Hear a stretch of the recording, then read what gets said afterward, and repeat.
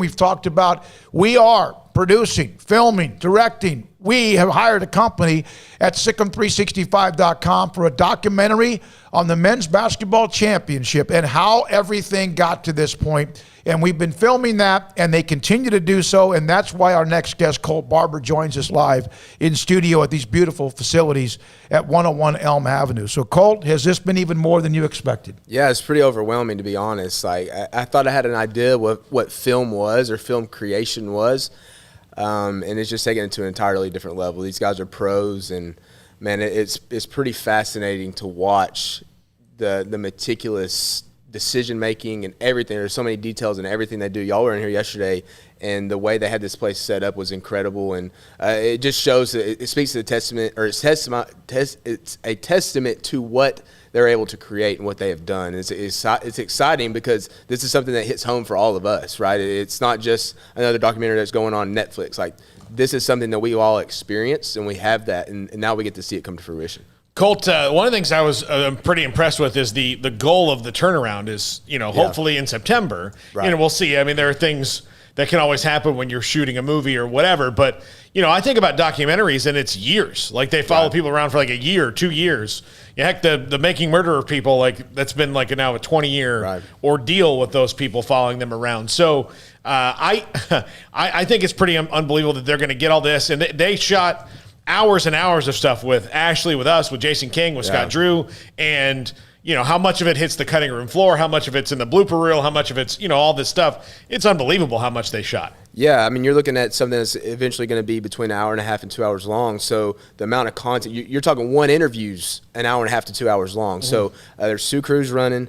And they're getting as many interviews right now this week as they can. It started in Houston, to finish up tomorrow in Waco, be the last day, but then up to Valpo and get some of that. The background of Scott Drew is growing up. I think they're going to be in Arizona. They're going to try to get Homer Drew on an interview. Pierre Jackson was kind of on the list. So Chris, the director, Chris Scott's from Vegas, so he was going to film. So there's a lot of other pieces that are still going in this. You're talking about hours of video compilation. Like, it's going to be incredible and time consuming to go through that stuff. But yeah, this was something they wanted to fast track. We had a vision to get it done sooner on a much smaller scale, but they say, no, let's get it done now on a large scale, because by the time next basketball season finishes, there's another champion. Like, the story becomes less relevant. So if you can get it by September, basketball season starts later in the fall, November or so, that's the prime time to get it. Football season competes with that a little bit, but I think there's still a market for it, more than there would be in December, January. Where was the seed planted? Where did this idea come from to say, hey, because they win the national championship, there's so many different ways you can, further go with that. So why a documentary film? Where did that seed get planted? Man, truthfully for me, I know that everyone has always talked about the closer they got to it, not necessarily this year, but, the Elite Eight trips. And I think there was always that, man, what if they won the national championship? Could there be one without a national championship? I don't know if it could be at this high scale without one, but for me, it's like looking back and being young and seeing it evolve. That's when I realized, man, if they eventually do that, like that 2009, 2010 Elite Eight runs, like if they eventually do that, that's a movie. Like, and I know that was kind of overplayed or discussed at the end of the national championship. It's kind of like said in jest, but you don't create a script that ends this way. Like, you lose the game or something happens. It doesn't all go perfectly. This is the perfect ending to this particular era. I think there's more that's to come, but it really started after those first 4 to 5 years. That obviously there's already been a documentary over the Dave Bliss entire situation. That was a segment of the story. People know part of that story, and we're not going to dwell on that. We want to retell it in a different way. But it was already a story. Now this is the perfect ending to it. Well, it's amazing. There were so many people in here. I thought that they were supposed to leave the equipment. We get all the rest of it. Yeah, I was hoping. But honestly, we have an amazing amount of equipment. There's a lot of people, and that really is, I think even Armstrong may have brought up, is just a small drip compared to what in some places you might see with a film crew or whatever. But I mean, they had, if somebody burped upstairs, they could hear it. The kind of audio equipment that we, of course, with the trail, the 101 Elm and also MLK. So I know that the company, us, SicEm365, has raised nearly $85,000. How can, if somebody's interested, if somebody wants to contribute $100, $50, or maybe more, what do they do? Yeah, so I mean, the easiest way is just get on the website. It's SicEm365.com/store, and there's an option to contribute there. Just if you're a member, you can contribute it with your credit card that's on file. You can add a new credit card. Obviously, it's all, secure, so you don't have to worry about that. I know there's always questions about it, but it's definitely secure if you're not a member. It's just how we track everything. If you're interested in donating a larger amount, the one thing we ask is just contact us, because that type of contribution, not all of them, they're all important, but we want to make sure that those people understand like what they're contributing to, what a larger amount could go towards, and that's what we were discussing earlier. Like the more money that this that goes into it, you're talking about licensing the footage, taking different trips to interview different subjects that are not necessarily one localized spot. So they came in from all over the country to Houston. They started filming there. They filmed in Waco and through tomorrow. There's a budget that goes in place for lodging, food, paying cameramen, producers, etc. So there's every time that those people hit the road to do an interview, that costs money. And what I can say is they do a phenomenal job. I mean, the quality that's going to come out of this is going to be incredible. And if you want to be a part of it, everyone's going to be recognized for it that contribute. We have a place on the website that everyone's contributed, that we're keeping track of so you can see it. And hopefully we can do something special. There's been so many people that have contributed. It would be hard to do something for every particular person. Sure. But we really appreciate every single dime. I mean, from $10 to we had one person give $10,000 that we'll recognize at a later date that we're very thankful for. And it's only going to grow from here. And we're excited about it. Once we hit release a trailer, we think it will kick back up. And that should be out at the beginning of July. And I think it would create a lot of excitement for everyone else. Does that guy get an EP credit? Get a what credit? EP, an executive producer credit.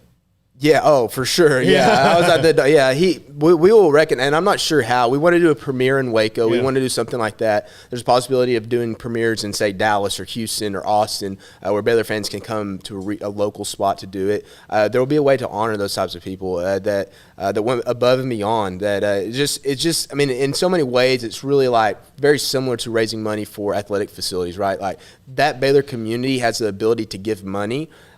We didn't know what we had before we asked, and there's people coming out of the woodworks that maybe I knew they were a member, but it was just really, really crazy and really cool to see the type of support that Baylor fans were willing to give this project.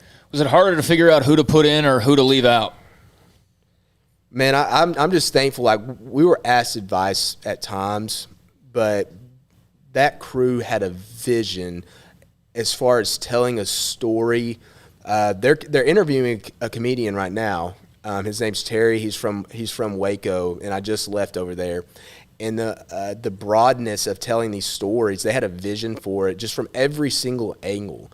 That was really, really excited me. Like for me, like I set it up. I'm going to interview. I hope I interviewed Coach Drew, but they covered their bases in every single angle, and it was really cool. So to say, who was harder to leave out? I think you could have gone on and on with lists, but they really had a big list and narrowed it down. But I don't know how many interviews they're going to end up having, but it's going to be a lot. It was really tough to say who has the best perspective on the story. Have you learned something when you've been behind the scenes that you didn't know? I mean, I wouldn't say there's a particular fact that I learned from the story. I would say that it's remarkable to see the differences but the similarities in everyone's stories. So it's like from you guys speaking on it, and then Terrence Thomas or Epe Udo is going to be coming over and doing an interview later this afternoon. Like Coach Drew's perspective, like it's all the same story, but all these different little modules of information. You're just like, it's going to be a story that I knew it was exciting. I knew it was a really good story, but there's a lot more to it than anyone has ever realized, including me. And I feel like, man, if there's anyone that's covered it, I don't want to say covered it to game by game, but just endured it all, it was me. Like, I remember being 7th and 8th grade thinking, dude, like, what is this university doing? And knowing at that point, and now you see it all come to the head at the end. And my perspective was one that's different than everyone else's, but now we're putting all that together and compiling that, and I can't wait to see the final product. SicEm365.com/store. Is that right? You could be a part of it. And obviously we have Colt on to give us a behind-the-scenes look. You've had your camera. You've put a thread up in the premium section that I started just like, oh, my goodness. The Tweety Carter, some of the responses to him. We had him on last night. He was amazing with us. So I will say this about Tweety. Yeah. He made those guys cry. Made the guys or everyone involved, the cameramen, like there's some emotion to this thing that I think we kind of forget what some of those players that were early on in the success, what they experience, and then the way Coach Drew has accepted them into the later part of the story is that this is really going to be really cool to see how the storytelling and the path to this final product, every single quote's going to be incredible the way it intertwines. You know, I am very thankful that those basketball players did not have Twitter and all these other social medias around whenever they were going through that, because I know what the football players went through because of social media and the whole Art Briles and, you know, the whole thing.